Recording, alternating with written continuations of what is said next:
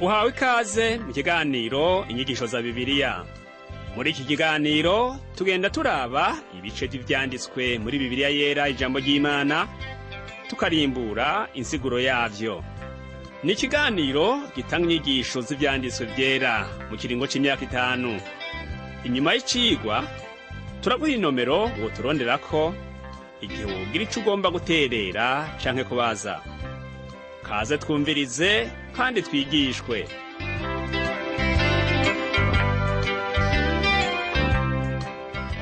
Nshuti nawe mugenzi mukunzi washimye kubana natwe muri kino cigwa c'inyigisho za Bibiliya, ndakuramukije amahoro y'umwami wacu Yesu Kristo abane nawe. Ndakwibutse yuko izi nyigisho za Bibiliya uzitegurirwa n'ishirahamwe Transworld Radio mu Burundi, ukazishikirizwa na Pastor Samuel Nsabimbona. Mu cigwa giheruka twarabiye hamwe ingene ishengero ryatanguye guhamwa, ariko ubutumwa bwiza bugashishikara gukwira hirya no hino.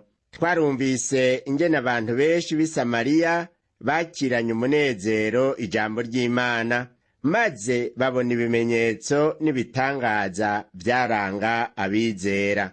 Mu cigwa c'uno musi turabona ivy'umunyamareba yitwa Simoni. Uwo yabonye ingabire z'ibitangaza zari zifiswe n'intumwa, nawe acagerageza kurondera ingene yozironka kugira ngo azicishe amahera. Mu kurangiza kino cigwa turaza kwihweza inkuru y'umunyetiyopiya w'inkone yizeye Yesu Kristo kubw'ubutumwa bwiza abwiwe na Filipo.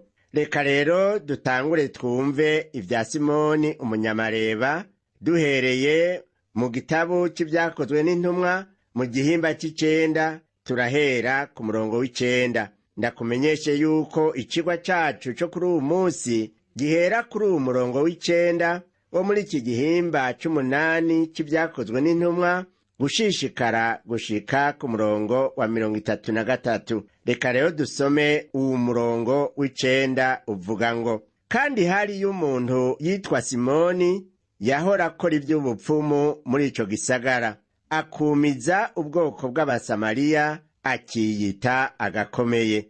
Uwo Simoni yari umupfumu, kandi hari ibitangaza yakora akoresheje ubwo bupfumu bwiwe, bigatuma abantu bamwemera cane. Vy'ukuri yarabona yuko ari agakomeye, nk'uko benshi uwu munsi bakoresha ivy'amangetengete maze bakiyerekana yuko umenga n'abantu bahambaye. Reka dushishikare turabe umurongo wa 10 n'uwa 11 nawo ingene vyamugendeye. Havuga ngo bama bamushizeko umutima bose, uhereye kuboroshe ugashitsa kubahambaye. Bakavuga bati ubu niwe bwa bushobozi bw'Imana bwitwa ubuhambaye. Ariko icatuma bamushirako umutima nuko uhereye kera yabumiza n'ubupfumu bwiwe. Turumvise yuko benshi bamubona nk'Imana, kandi n'ubu munsi hariho benshi bahumye amaso bakabona ibindi bintu canke abandi bantu ko ari vyo Mana. Abo bantu babona umuntu bakamufata nk'Imana kubera ububasha bamubonanye. Naho umuntu yoba ari umuhizi mu kwigisha ijambo ry'Imana canke agakora ibitangaza n'utwumiza, nshuti yanje, ntuhanga amaso kuri uwo muntu, ariko uyahanga Imana. Shira umutima kuri iryo jambo ry'Imana ryonyene, uhanga amaso iyo Mana, aba ariyo uhindukirira. Hamwe twohanga amaso abantu, twohava dukura amaso kuri Yesu Kristo, tugahendwa nk'uko vyabaye aho hantu i Samariya. Tubandanije gusoma ku murongo wa 12 wo muri iki gihimba c'umunani, haratubwira ngo: ariko bizeye ubutumwa bwiza Filipo ababwiye bw'ubwami bw'Imana n'ubw'izina rya Yesu Kristo, abagabo n'abagore barabatizwa. Filipo yarigishije ubutumwa bwiza ngaho i Samariya, abantu benshi barizera. Simoni nawe yabaye mu bizeye, ariko ukwizera kwiwe kwari uk'uruheyiheyi, kwarimwo uburyarya. yabaye umunyedini akabona iby'ubutunzi gusa mu mutima wiwe. Ku bw'ivyo yaremeye arabatizwa nk'abandi, nk'uko tubibona ku murongo wa 13 habivuga ngo, na Simoni nawe arizera, kandi amaze kubatizwa yamana na Filipo. Abonye ibimenyetso n'ibitangaza bihambaye vyakorwa arumirwa. Simoni yarabatijwe aba n'umugenzi wa Filipo, ariko mu mutima wiwe ntiyari bwihane ngo ahindukirire Imana neza, kandi nawe ngo ahinduke. Ni nk'uko uwu munsi abantu benshi bari mu ishengero kubw'igihari gusa, ariko batarihana neza ngo bakizwe. Nshuti yanje mugenzi, ukeneye gukizwa ukakira Yesu nk'umwami n'umukiza mu bugingo bwawe. Bikenewe yuko umuntu wese yisuzuma, nk'uko vyanditswe mu ikete rya kabiri Pawulo yandikiye abikorinto igihimba ca 13 umurongo wa 5 ngo, bari mwebwe mwisuzuma mumenye yuko muhagaze mu kwizera, bari mwebwe mwiraba. Ushishikaye muri iki gitabo c'ivyakozwe n'intumwa igihimba 8 umurongo wa 14 kugeza ku wa 16 haratubwira ngo, maze intumwa zari i Yerusalemu zumvise yuko abasamariya bemeye ijambo ry'Imana, zirungikayo Petero na Yohana. Nabo bamanutseyo barabasengera ngo bahabwe mpwemu yera, kuko mpwemu yera atari bwamanuke ngo aje no kuri umwe muri bo. Bari babatijwe gusa mu izina ry'Umwami Yesu.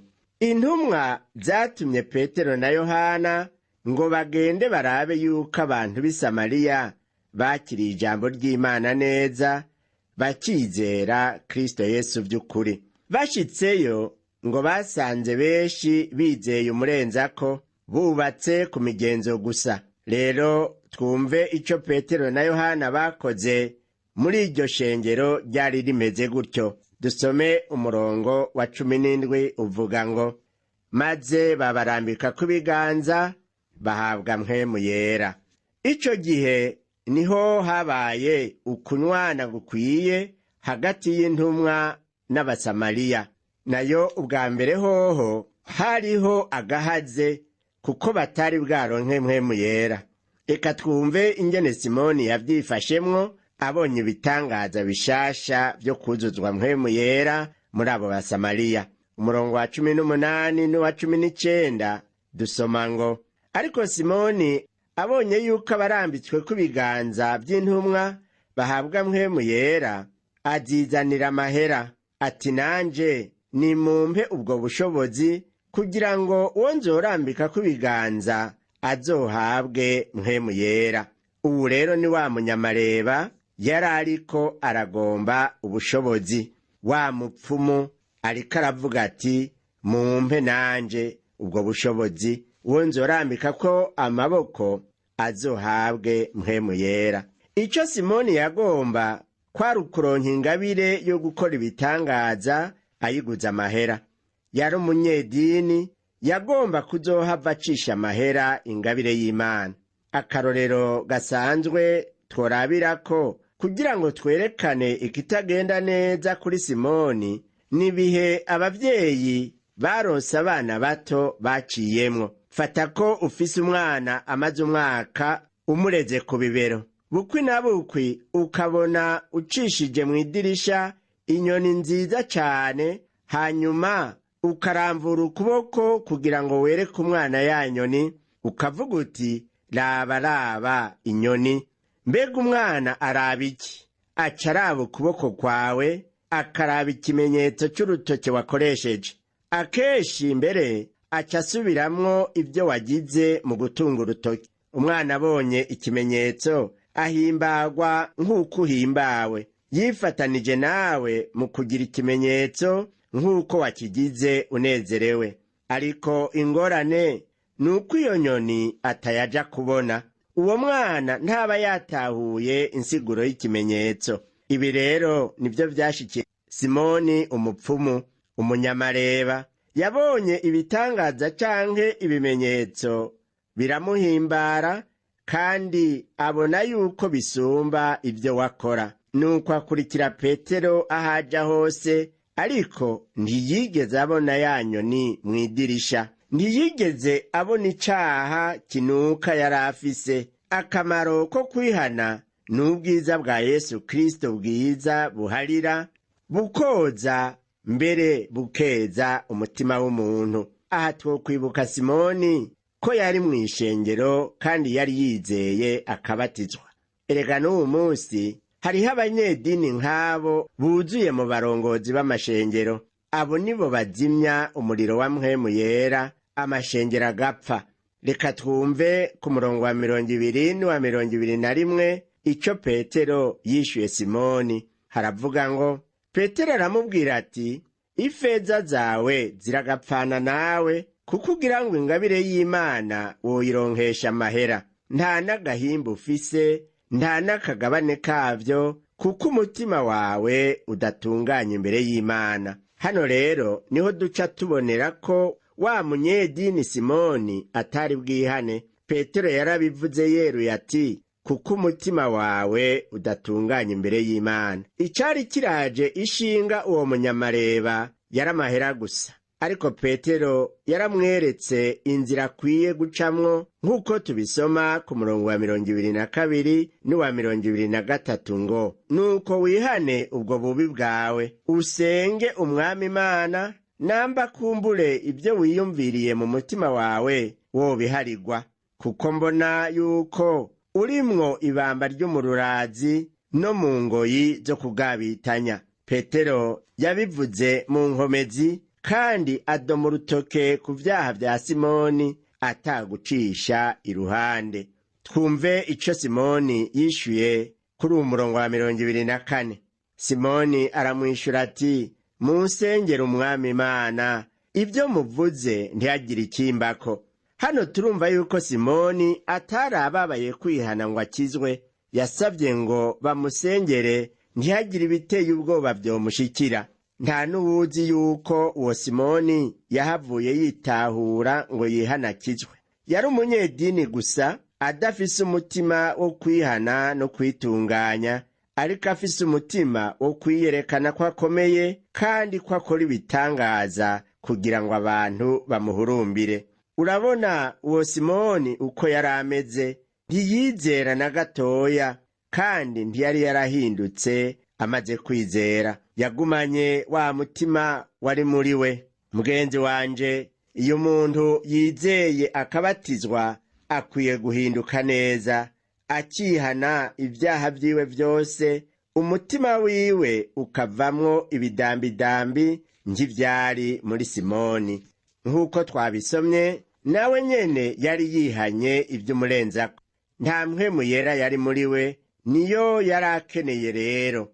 Uwu munsi mu mashengero menshi, abakristo benshi bihana umurenzako. Uko nako ni kubi cane, kuko nta gikorwa kizima, igikorwa c'ubushobozi canke ngo bagire ingeso nziza zihimbara Yesu zishobora kuboneka muri iryo shengero. Ivyabaye kuri Simoni uwo munyamareba ntivyabujije Petero na Yohana ko babandanya igikorwa co kuvuga ubutumwa bwiza, kuko gukiza ntikwari ukwabo.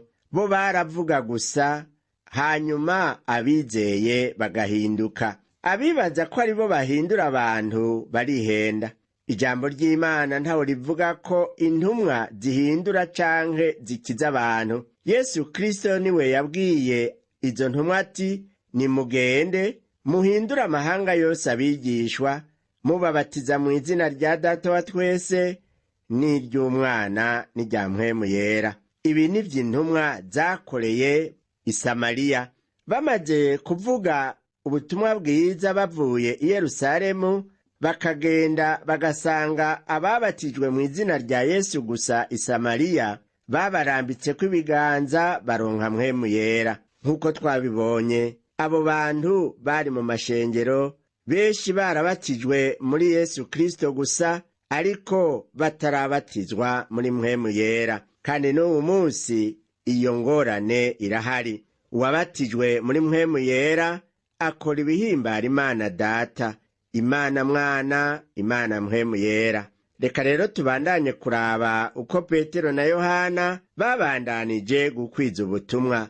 Umurongo wa 25 uratwereka ingene babandanije kuvugira ubutumwa, n'ahandi henshi haravuga ngo nabo bamaze gushinga intahe no kuvuga ijambo ry'Umwami Yesu, basubira i Yerusalemu, bagenda baravuga ubutumwa bwiza mu mihana myinshi y'Abasamariya. Ubutumwa bwabandanije gukwira hirya no hino, ubu munsi bukaba buri mu gukwira isi yose, kandi Imana ishimwe bwarashitse n'iwacu i Burundi. Aha wumva tubuvuga kw'iradiyo, natwe dushishikara gushitsa ico Yesu yasize adutegetse. Ngira ngo abovuga ko batarabwumva bari kurushi namba boba bariho. Ubu naho twagomba dutandukire ku vya wa Munyetiyopiya yihanye abwiwe ubutumwa na Filipo. Uwo Munyetiyopiya avugwa muri kino gihimba c'umunani c'igitabo c'ivyakozwe n'intumwa, n'umwe mu bo mu ruvyaro rwa Hamu. Uwundi rurangiranwa yihanye dusanga mu gihimba c'icenda ni Sawuli w'i Taruso, akaba yamuka kuri Shemu. Mu gihimba c'icumi naho hakavugwa ukwihana kwa Koroneliyo, nawe akaba yamuka kuri Yafeti. Turibuka yuko Shemu na Hamu na Yafeti ari abahungu Nowa yavyaye, akaba ari bo bamutseko amahanga yose. Muri kino gitabo c'ivyakozwe n'intumwa niho tubona ingene uruvyaro rw'umwe wese rwashikiriwe n'ubutumwa bwiza bw'agakiza. Ikindi twomenya nuko kugira ngo habe ukwihana hari ibintu bitatu bidashobora guhara. Ica mbere ni igikorwa ca Mpwemu Yera, ica kabiri ni ijambo ry'Imana, ica gatatu naho ni umuntu w'Imana. Turabe ubwa mbere igikorwa ca Mpwemu Yera. Mpwemu Yera niwe yajanye Filipo akaja i Samariya, hagakorekera ibitangaza vyinshi bivuye kuri Mpwemu Yera nyene. Mpwemu Yera niwe yajanye Filipo i Gaza, yongera akorera mu mutima wa wa Munyetiyopiya. Uwo Mpwemu Yera niwe ategura ijambo ritegerezwa gushikirizwa, agategura n'imitima iryakira. Burya dukwiye kwama twitwararika kwisengera, twisabira kurongorwa na Mpwemu Yera mu bikorwa vyose tukorera Imana. Ubwa kabiri naho reka turabe uruhara rw'ijambo ry'Imana. Ntawoshobora kwihana atabwiwe ijambo ry'Imana. Usomye mu ikete Pawulo yandikiye Abaroma mu gihimba c'icumi umurongo wa 17 havuga ngo nuko ukwemera kuva kukumva, n'ukumva kuzanwa n'ijambo rya Kristo. Birumvikana ko hategerezwa kuba umuntu w'Imana wo gushikiriza ijambo ry'Imana. Turabe rero ica gatatu arico muntu w'Imana. Mpwemu Yera akoresha umuntu, uwo muntu nawe agashikiriza ijambo ry'Imana kugira ngo abantu bumve baheze bizere bakizwe. Twihweje inkuru ya ya nkone y'Umunyetiyopiya, turabona yuko ari Imana yahagurukije Filipo.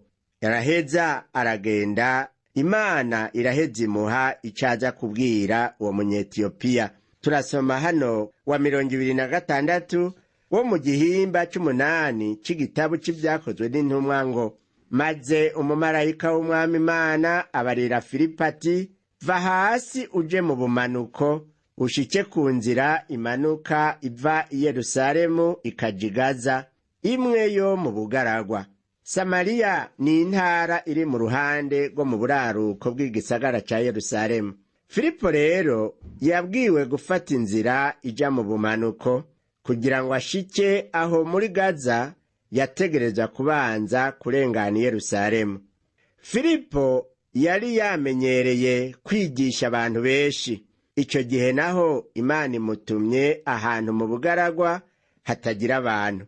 Ariko Imana yo yari yamaze gutegura umuntu wo kubwirwa ubutumwa bwiza. Turasoma ku murongo wa 27 n'uwa 28 muri iki gihimba c'umunani c'igitabo c'ivyakozwe n'intumwa ngo ava hasi aragenda, haza umunyetiyopiya, inkone y'ububasha bwinshi yakorera Kanidake, umugabekazi w'umunyetiyopiya. Niyo yazezwa itunga ryiwe ryose, yari yagiye i Yerusalemu gusenga. Yahindukiye yicaye mu mukogote wiwe ukwegwa n'amafarasi, asoma muri Yesaya umuvugishwa n'Imana. Uwo munyetiyopiya yari umutegetsi akomeye, kuko yari ajejwe itunga ryose ry'umugabekazi. Ku rugendo ntiyari wenyene, yari yicaye mu mukogote wiwe akikijwe n'abakozi atwara. Yari umunyetiyopiya, ariko yari yagiye i Yerusalemu gusenga. Yari umwe mu bayoboke b'idini y'Abayuda. Yariko arasoma igitabo c'uwavugishwa n'Imana Yesaya, ariko ntiyariko aratahura ivyo yasoma. Ariko turabona ku murongo wa 29 yuko ukuza kwa Filipo kwari mu nteguro y'Imana. Uwo murongo wa 29 uratubwira ngo Mpwemu abarira Filipo ati, niwegere uriya mukogote ugendane nawo. Uburongozi bwari ubwa Mpwemu Yera, kandi Mpwemu Yera niwe yama akorera mu mitima y'abantu kugira ngo habe ukwihana. Uwo mukogote wari wamaze gushikwamwo n'ijambo ry'Imana. Uwo munyetiyopiya yari ariko ararisoma. Twumve ico Filipo yakoze hajya ku murongo wa 30, nk'uko tuhasoma ngo, Filipo yirukirayo, yumva asoma muri Yesaya yavugishwa n'Imana. Aramubaza ati, ivyo usoma urabitahuye? Uwo munyetiyopiya yaciye ahamagara Filipo ngo bagendane mu mukogote wiwe, kandi yaremeye yuko bagendana. Aranemera yuko ivyo yasoma atariko arabitahura. Reka dusome ku murongo wa 31 tugeze kwa 33. Turacari muri iki gitabo c'ivyakozwe n'intumwa, igihimba c'8. Haravuga ngo, nawe ati, nobishobora nte ntabonye ubindongoramwo?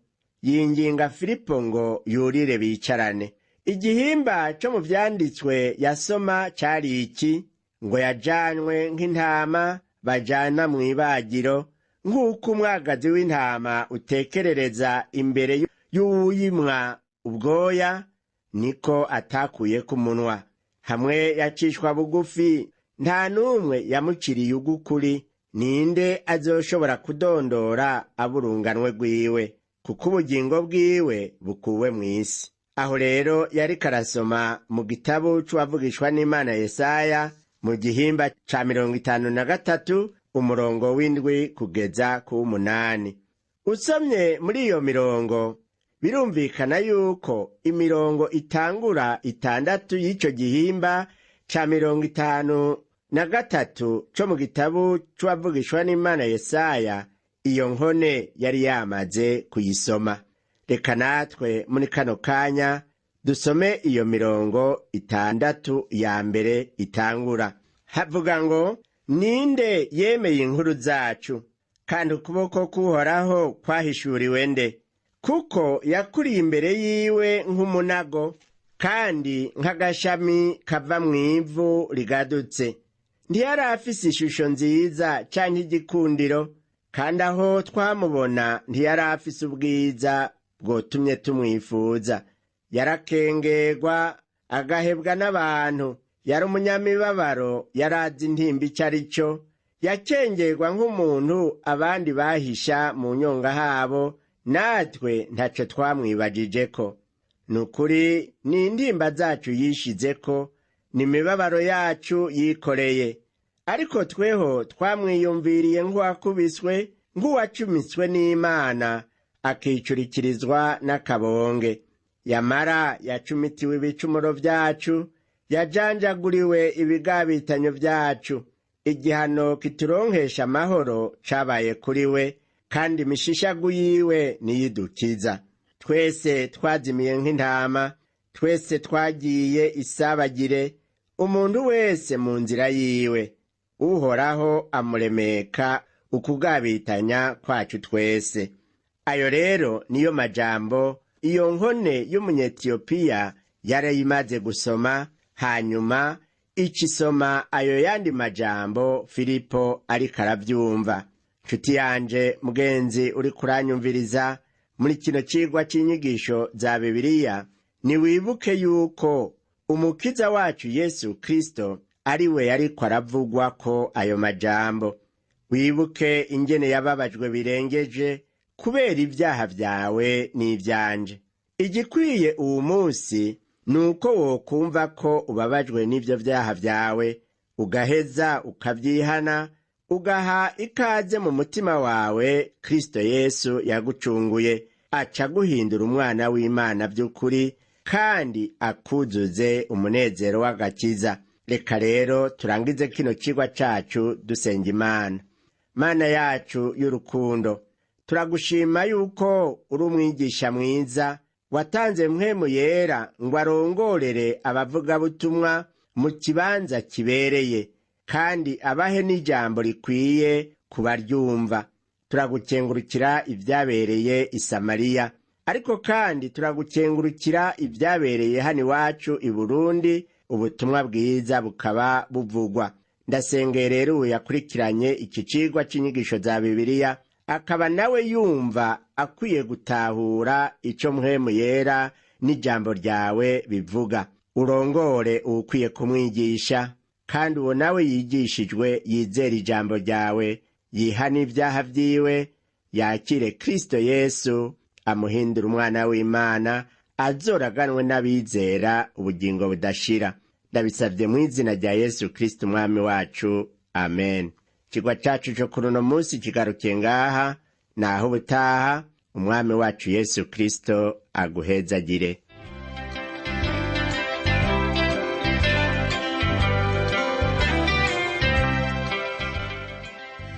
Wakoze kumviriza icigwa c'ijambo ry'Imana c'uyu munsi. Ushobora kumviriza n'ibindi biganiro by'inyigisho za Bibiliya, canke ukabikwega kuri uru rubuga rwa interinete rukurikira: http utuburungu tubiri uturongo tubiri duhengetse ttb akaburungu twr org. Ushobora kumviriza ikiganiro co muri iyi ndwi, canke ugafyonda ahanditswe ngo rondera ukurikije itariki kugira ngo wumvirize ikiganiro camaze kurengana. Ushobora no gufyonda ahanditswe ngo rondera ukurikije ivyanditswe kugira ngo wumve ibiri muri ico gice c'ivyanditswe vyera ugomba. Ufise ico wunganira canke ubaza, twandikire. Email ni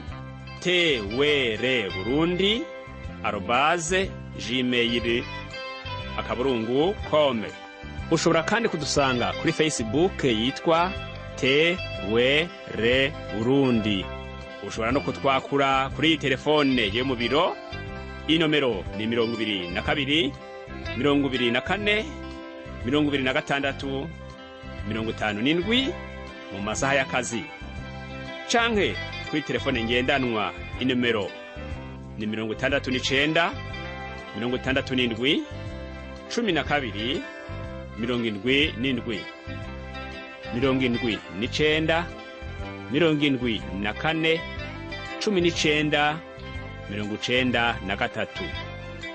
Udusanga kandi kuri WhatsApp, nimero ni 79 38 71 99. Yesu aguhezagire.